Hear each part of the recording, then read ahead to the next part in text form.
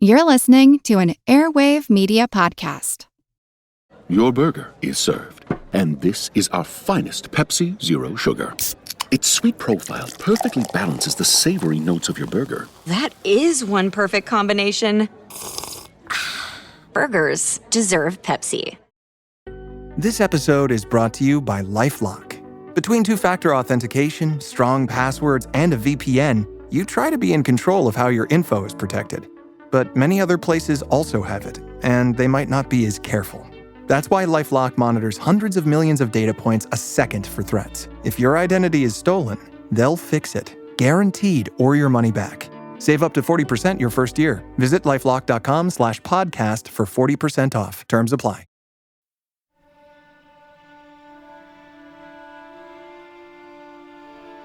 In July of 1731, as the controversy over the growing cult at Saint Médard grew, a woman named Amy Pivert came to François de Pâris' tomb seeking a cure for some neurological disorder. This illness may have been epilepsy, for upon touching the tomb, she went into spasmic contortions, causing some to think her possessed. Almost every day for a month, she experienced these convulsions at Saint Médard, until finally she went away claiming she'd been cured.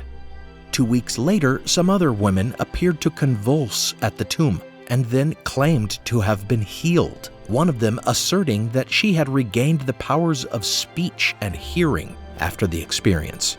At the end of August, an anti-constitutionnaire abbot by the name of Becherand, whose leg had been withered since he was a boy, went to the cemetery to pray for a cure in hopes of further bolstering the Jansenist cause. This abbot also began screaming and experiencing dramatic contortions and convulsions every day when he visited, with some reports claiming that his writhing body lifted into the air in a way they could not explain.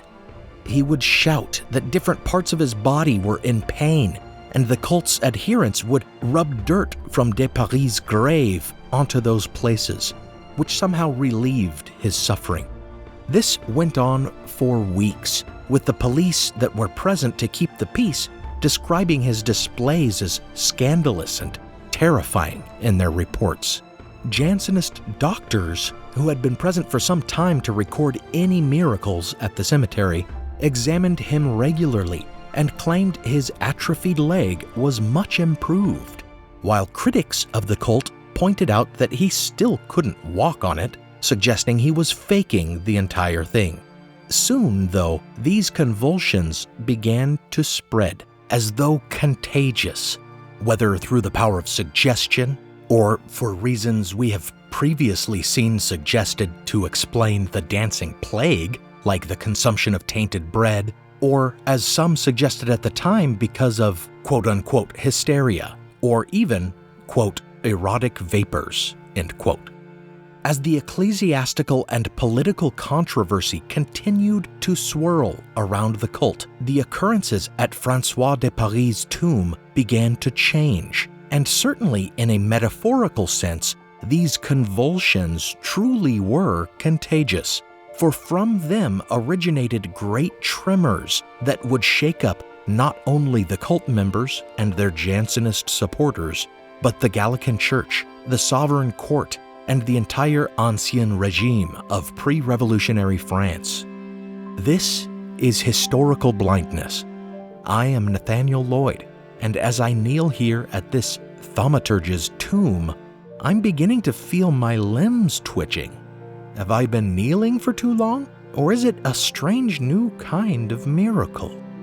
This is part 2 of the Jansenist miracles of Enlightenment France, the Convulsionnaires. Before we start the show, I want to thank my new patrons, who will be charged by Patreon initially for their chosen pledge amount, but now have access to the ad-free patron feed with teasers and bonus minisodes. Thanks so much, Shelby and Sin, for your support. I've paused monthly billing during the pandemic, so after the initial charge, you won't be paying for your Patreon content. until I decide to resume.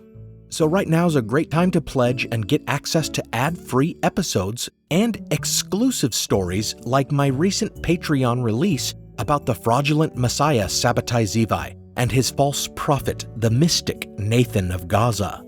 Those who want to support the show can also make a one-time donation at historicalblindness.com under the Donate tab, or help rehabilitate my Apple Podcast rating, which has suffered because of some politically motivated one-star reviews, by giving me a favorable rating and review there.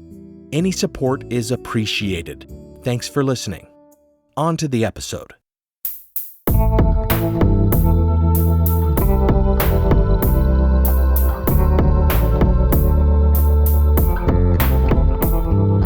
Welcome to Historical Blindness, the Odd Past podcast.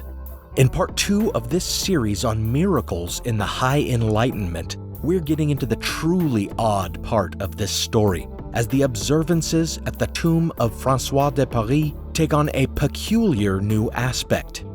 But before we look at the contagion of convulsionism at Saint Médard, let us look at the social and political convulsions already radiating out from the cemetery. As discussed in the last episode, the doctrinal controversy associated with the cult at Saint Médard, that of Jansenist resistance to the papal bull Unigenitus, had already caused a further schism, this one not in the church, but in the government, between the Parliament or Sovereign Court of Paris and the royal authority of King Louis XV. Within the Parliament were certain factions who were strongly allied with or sympathetic toward the Jansenists, and these magistrates and barristers pushed against royal authority in such matters as the formulary controversy, when Jansenists were compelled to sign a formula of submission, as well as in the king's subsequent efforts to make the Unigenitus bull a state law rather than just a church doctrine. But among the Jansenist-friendly members of the Sovereign Court, there were also those directly supportive of the cult of François de Pâris at Saint Médard. One was François de Pâris' own brother, who, unlike François, had followed his family's path into the law, but had come to hold his late brother in great esteem. Another was a magistrate named Montgeron, who had visited François de Pâris' tomb at Saint Médard and become a believer after lapsing into a lengthy trance there. These figures helped to rally the Parliament of Paris not only to the cause of the Jansenists, but to the aid of the cults at Saint Médard as well, which they did by asserting the court's right to hear appeals on disputed ecclesiastical cases, such as the suspension of Jansenist priests and the findings of investigations into miracles, should an appeal be made. Thus, when the Archbishop of Paris, Vintimille, issued a decree forbidding the observances at Saint Médard, and Cardinal Fleury arranged for police to be stationed around the cemetery, the Sovereign Court took up the cause of the cult in earnest. Their power was a check to episcopal power, they argued, and therefore a bulwark to protect royal authority from the growing power of the Gallican Church. The king, however, whose chief minister, Cardinal Fleury, oversaw ecclesiastical matters, saw it more as a challenge to his own power.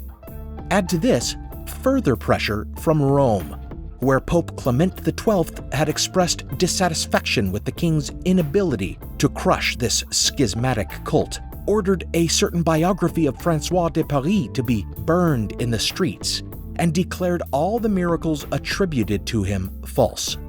King Louis XV chose to bend to pressure from the church rather than pressure from the court, and he wielded his royal prerogative to annul certain of Parliament's decisions on these matters. In protest, the Parliament of Paris went on strike, disrupting the administration of justice in the city for 3 months, and turning the so-called Affair of the Bull, which had become tied to the Affair of the Miracles, into the Affair of the Parliament.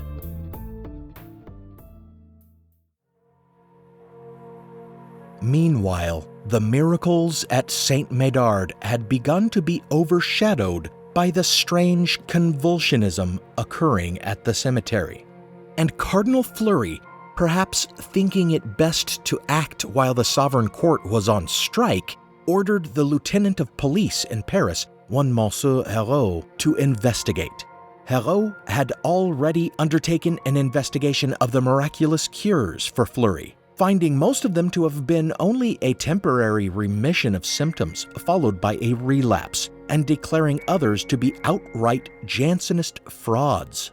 Embarking on a similar mission to debunk this new development in the miracles, he started by arresting several of the growing group of people who were experiencing convulsions at Saint Médard, those who had come to be called Convulsionnaires, and locking them up at the Bastille. There, Hérault interrogated them in long, grueling sessions and had them examined by respected physicians over the course of 2 weeks.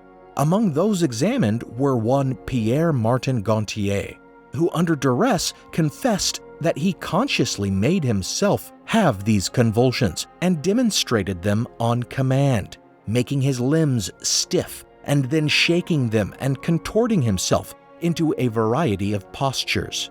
Gantier, upon his release, recanted this confession, but others Hérault likewise grilled intensely and had examined by doctors made similar admissions. They always denied any fraudulent intent, though, claiming instead a desire to fit in among the others experiencing such convulsions. Then again, some refused, even after numerous interrogations, to admit that their convulsions were anything but genuine and divinely inspired. These he left out of his report. Armed with the results of his investigation, Cardinal Fleury succeeded in getting the king to declare the convulsions a threat to public order and issue an ordinance shutting down the cemetery at Saint Médard once and for all. Early one morning in January 1732, armed guards marched through the streets of the Paris suburb of Saint-Marceau, posting copies of the ordinance high enough that it would be difficult to tear them down, stationing guards on horseback at the church and cemetery, and locking the gates of Saint Médard. Thereafter, Hérault's police force arrested any convulsionnaires who publicly displayed their spasms and contortions. By this time, the Parliament had come to an understanding with the king and convened once again, but they were not about to stand by and watch what they viewed as a gross abuse of ecclesiastical authority. Especially outraged at the closing of the cemetery was Jérôme Nicolas Pâris, François de Pâris' brother, who called the archbishop's denunciations of his brother's biography calumny, and who insisted that the police and church officials either had already or soon would desecrate his brother's grave by exhuming him. Eventually, though, when these rumors were proven untrue by an inspection of the tomb, the Parliament's opposition to the closing of the cemetery faded, as it seemed there was little they could do about it. However, if the goal of the cardinal and archbishop had been to crush the cult of François de Pâris and the Convulsionnaires entirely, they soon realized that they had failed to accomplish it. Unable to perform their observances and experience their convulsions in the cemetery or in public, the cult of François de Pâris moved underground, meeting in whatever chapels would host them or in private residences.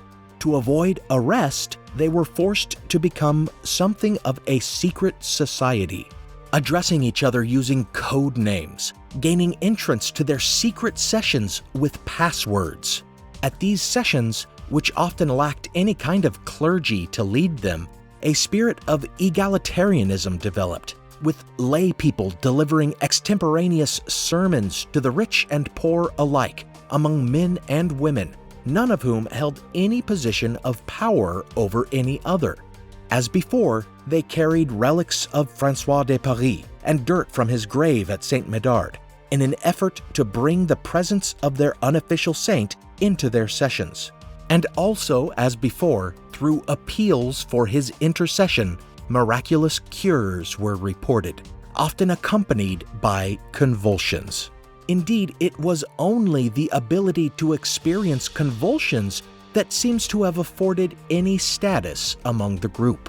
This convulsionism became more and more the focal point of these sessions, developing stranger, even supernatural qualities that drew even disbelievers to seek out these secret sessions as entertainment and to judge for themselves whether to believe the strange, seemingly paranormal events occurring there. In this way, the Convulsionnaires were forerunners of the spiritualists of the 19th century. In fact, the French word used for a convulsionnaire session was séance. Now for a brief intermission.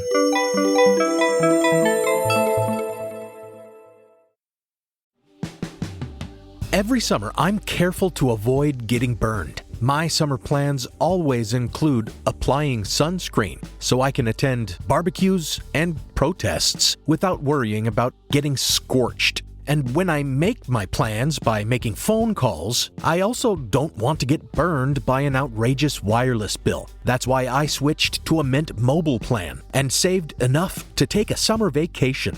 With Mint, I found no difference in speed or coverage, just a big difference in cost. And right now you can switch to a Mint wireless plan like me to avoid sweating those surprise charges and overages. You'll just be chillin' with Mint's offer of 3 months premium service on the nation's largest 5G network for just $15 a month. With high-speed data and unlimited talk and text, it might just be the coolest thing happening this summer.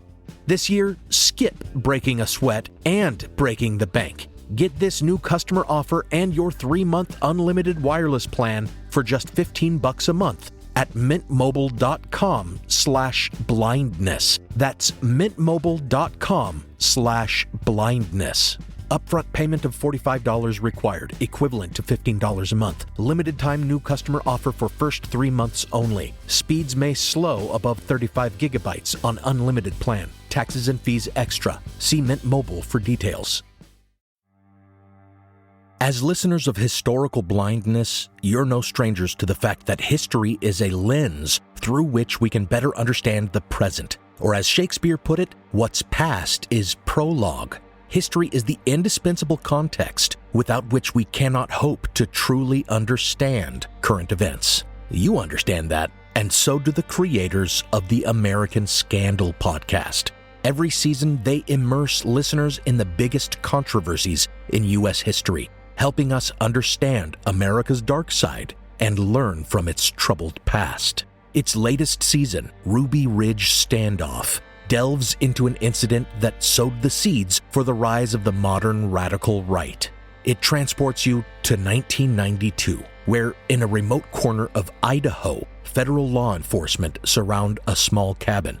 They've come for Randy Weaver, a survivalist who took his family to the mountains in anticipation of the apocalypse. A simple weapons charge brought the agents here, but the situation is about to explode into a deadly and tragic standoff that will later become a rallying cry for far-right extremists, fueling distrust and violent anti-government sentiment for decades. Follow American Scandal on the Wondery app or wherever you get your podcasts. You can binge all episodes of American Scandal's Ruby Ridge Standoff early and ad-free right now on Wondery Plus. Now, back to the show.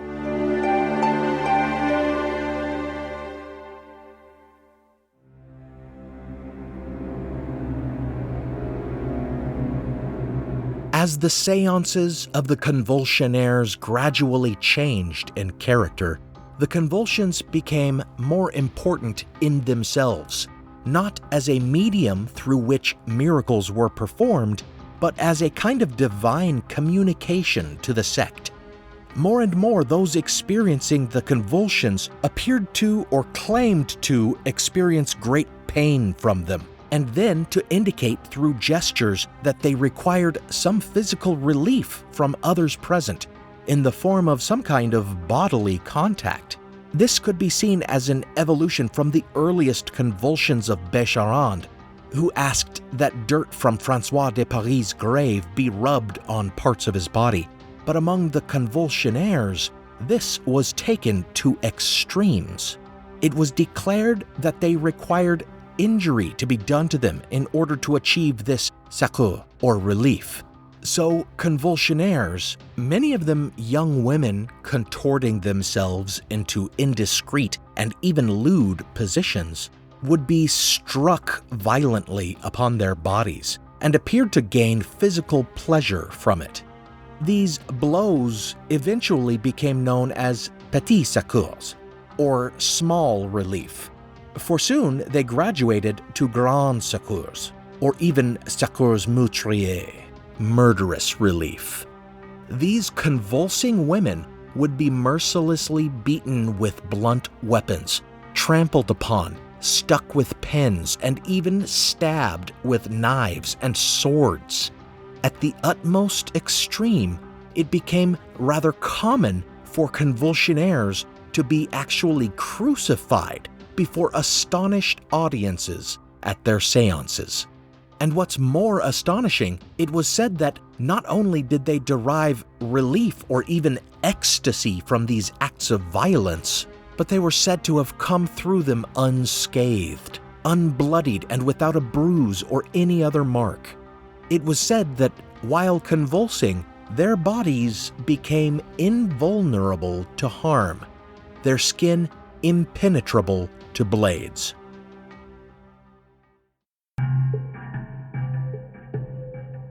Understandably, the evolution of the cult of François de Pâris to this bizarre convulsionism was decried, not only by Jesuits and constitutionnaires, but by many Jansenists as well, as a kind of fanaticism, or even as showing the influence of the devil.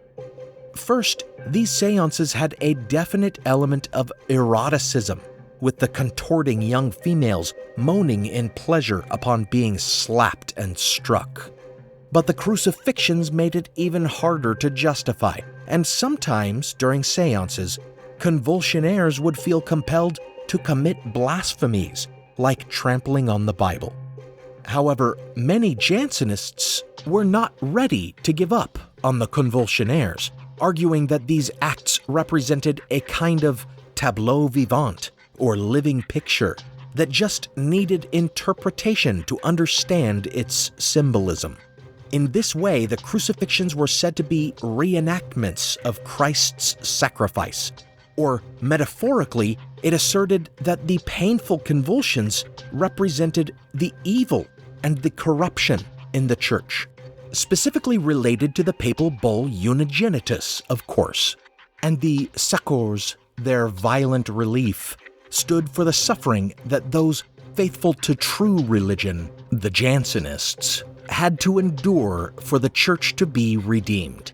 In this way, even trampling on the Bible during convulsions could easily be explained as a representation of constitutionnaire apostasy or Jesuit heresy, and indecent exposure of female convulsionnaires could signify the licentiousness of the Church. Still, other Jansenists, unable to accept all that went on at these seances, argued that some discernment was required, and that, oddly, some of the acts of convulsionnaires were of divine origin, while others were not, and it was up to leveler heads to distinguish which were which.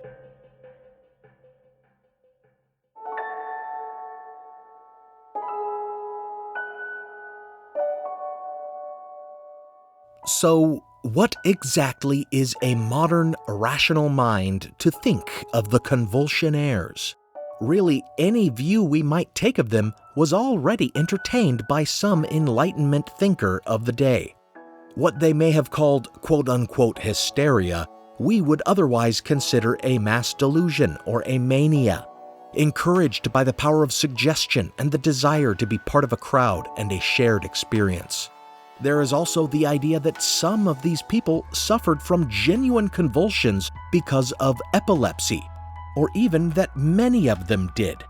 It is conceivable that as experiencing convulsions became more and more associated with miracles and the divine, and as those who experienced them were afforded some measure of respect in these circles, that people with epilepsy were drawn to these groups, or even recruited for their quote-unquote gift.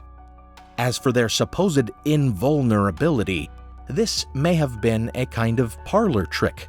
The Grand Secours were administered by other members of the cult, so-called secourists, who may have been careful not to hurt the convulsionnaires when they struck them, and not to break the skin when they thrust the points of blades against them.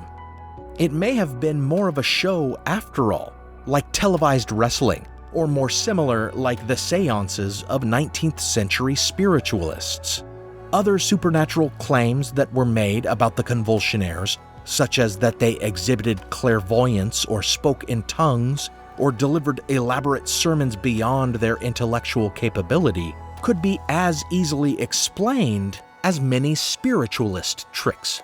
We're all well aware of the vague pronouncements that mediums and psychics use to fool people into thinking they have some preternatural knowledge. And glossolalia, or spontaneously speaking in an unknown tongue, by its very nature cannot be proven or disproven as genuine. As for the sermons, there were conflicting reports about this coming out of convulsionnaire seances. Some said they delivered elaborate sermons, while others described them as the rote repetition of statements obviously memorized beforehand. Likewise, reports from the seances contradict claims about convulsionnaire invulnerability. For every description of their being immune to harm, there are others describing young convulsionnaire women covered in blood and crawling on the floor as if in a trance. In the end, a sensible mind must dismiss the claims of supernatural acts as exaggerations amplified by Jansenist propagandists.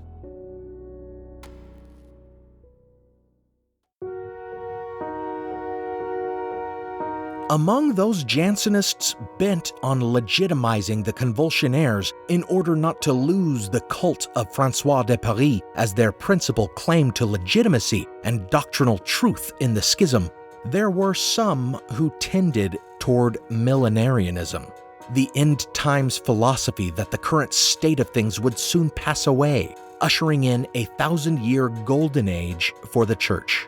From this view, the convulsionism in the cult of François de Pâris was but the last sputtering before rebirth, an apocalyptic sign of revolutionary change to come. As with most millenarian thought, this meant the return of the prophet Elijah, who departed from our world in a whirlwind and a chariot of fire, and was prophesied to return as a harbinger of the Messiah. Now, in Christianity, some see John the Baptist as Elijah returned, though John denied it, and others look to Christ's transfiguration when Elijah appeared in the sky with Moses, like a Force ghost out of Star Wars, and say that was Elijah's return. Millenarians, however, believe Elijah will return at the beginning of the end to herald the second coming of Christ. Among millenarian Jansenist apologists of the convulsionnaires, it was claimed that surely Elijah would appear from among these pious vessels of God's miraculous work. In fact, an anonymous convulsionnaire author took it even further than this in a document called The Mysterious Calendar for the Year 1733, exactly calculated on the apocalypse of John the Evangelist and on the prophecy of Isaiah, which saw in the Book of Revelations references to the persecution of Jansenists by the Gallican Church.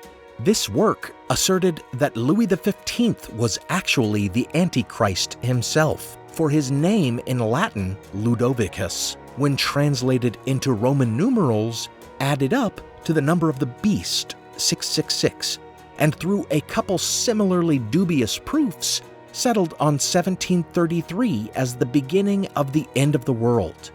From this milieu, unsurprisingly, there emerged more than one figure willing to make claims that they were prophets of the end times. One was a convulsionnaire whose code name, or nom de convulsion, was Augustin. Frère Augustin, or Brother Augustin, declared himself to be the forerunner of the returned prophet Elijah, and he and his followers were said to consider themselves beyond good and evil, engaging in all kinds of blasphemous and licentious activities at their seances. Though whether this is accurate or just the propaganda of constitutionnaires is hard to discern. Then there was Pierre Vaillant, a mild-mannered anti-constitutionnaire abbot and participant in convulsionnaire seances who actually declared himself to be Elijah returned on a mission to convert the Jews. But Augustin did not confirm Vaillant as the Elijah he had foretold. So the movement just became more and more splintered.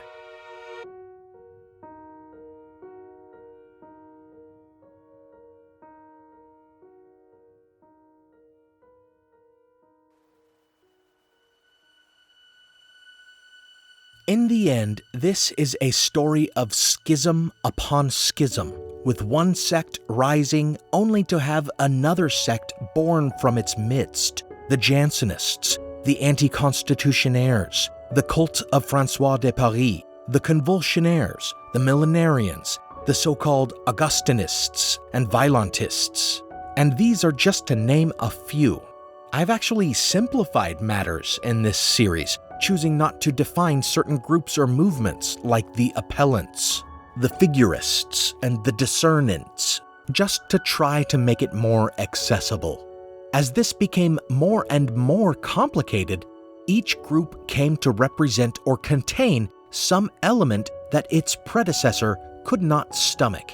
So the Jansenists turned on the cult of François de Pâris when the convulsionism took over, and many of the followers of François de Pâris, who retained some sense of propriety and decorum, turned on the fanaticism and excesses of the convulsionnaires when they evolved to include the secours. And the convulsionnaires, many of whom still stuck to their conservative Jansenist theology, rejected the Augustinists and Vaillantists for their blasphemy and heresy. In the end, the outrageous doctrines of these sects actually did much to heal the division between the sovereign court, the Gallican Church, and the king. For none could stand behind a sect that called the King of France the Antichrist. So eventually, the Parliament of Paris abandoned the convulsionnaires as a cause célèbre and worked with Cardinal Fleury to indict Frère Augustin and the worst of the Augustinist fanatics. With the Parliament no longer countering their every move, ecclesiastical authorities moved to erase this modern age of miracles by officially denying all the cures attributed to François de Pâris, even the early ones that the Archbishop before Ventimille had previously confirmed to be genuine. A final story should serve to illustrate how entirely the power of the cult of François de Pâris and its convulsionnaires had waned. In 1737, after years of working on it in exile, the parliamentarian Montgeron, whose conversion to convulsionism I mentioned in the beginning of this episode, completed a huge book compiling all the evidence in favor of the miracles attributed to François de Pâris, called The Truth of the Miracles Operated at the Intercession of Monsieur Paris. Despite having previously been exiled, he dressed up in his finest clothes and strolled into the palace at Versailles, where he handed Louis XV his volume and urged him to read it. In response, King Louis had him tossed in prison for the rest of his life and ordered all copies of the book to be publicly burned.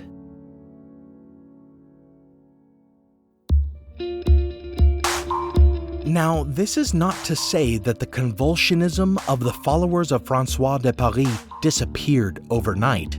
Their seances and sect persisted in ever-dwindling numbers even long after Archbishop Ventimille and Cardinal Fleury and King Louis XV were gone.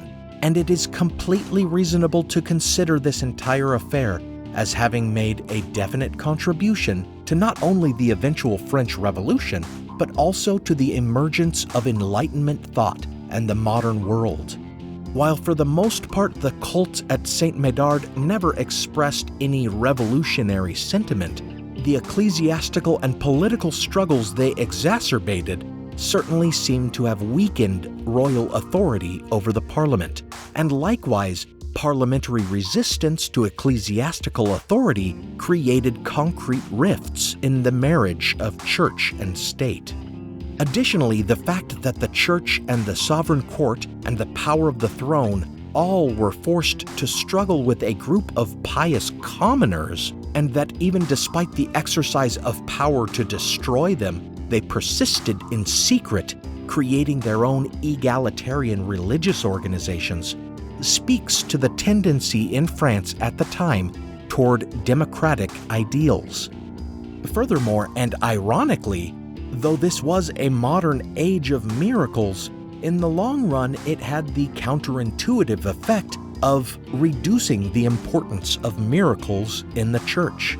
The lengths that the church went to explain away the purported miracles, or to suggest they represented something diabolical, resulted in skepticism being the standard reaction to such claims.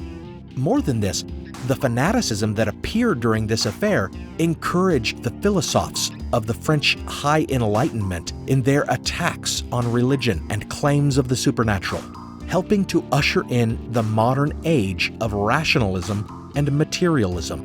Enlightenment philosopher David Hume pointed out this irony best when he suggested that the miracles at Saint Médard were better attested to than those of Jesus Christ himself. And so, in working so hard to undermine and disprove those miracles, the Church had unwittingly provided skeptics with the arguments needed to refute even the wonders performed by Jesus.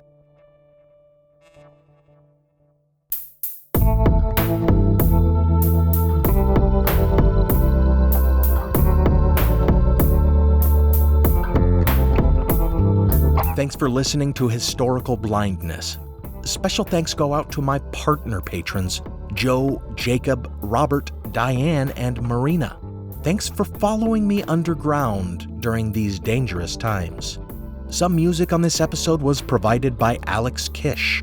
Visit alexkishmusic.com and contact him to get compositions for your own projects. Additional music from Kai Engel, licensed under an International Creative Commons Attribution License. Check out the show notes for a list of the tracks used. Be sure you visit patreon.com/historicalblindness and pledge to get ad-free episodes and exclusive content. On the website, historicalblindness.com, you can find the blog posts with transcripts of the episodes and bibliographies for further reading. Follow the show on social media and give it a review, especially on Apple Podcasts, as a number of one-star reviews there by people insulting me and my personal views have dragged down my overall rating a bit. Until next time, remember, as weird and outrageous as the world seems to be getting these days, it will always tend to get even stranger as extremism breeds even wilder fanaticism. Don't expect that it will just go away on its own. And don't be surprised if it breeds violent convulsions in our own society.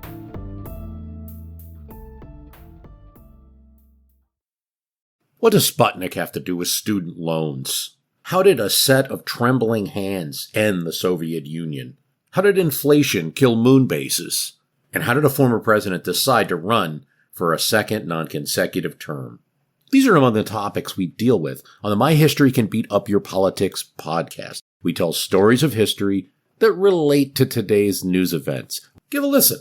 My History Can Beat Up Your Politics, wherever you get podcasts. This is Jen. And Jenny. From Ancient History Fangirl, and we're here to tell you about Jenny's scorching historical romantasy based on Alaric of the Visigoths, Enemy of My Dreams. Amanda Boucher, best-selling author of the Kingmaker Chronicle, says, quote, "This book has everything: high-stakes action, grit, ferocity, and blazing passion. Julia and Alaric are colliding storms against a backdrop of the brutal dangers of ancient Rome. They'll do anything to carve their piece out of this treacherous world and not just survive, but rule." Enemy of My Dreams is available wherever books are sold.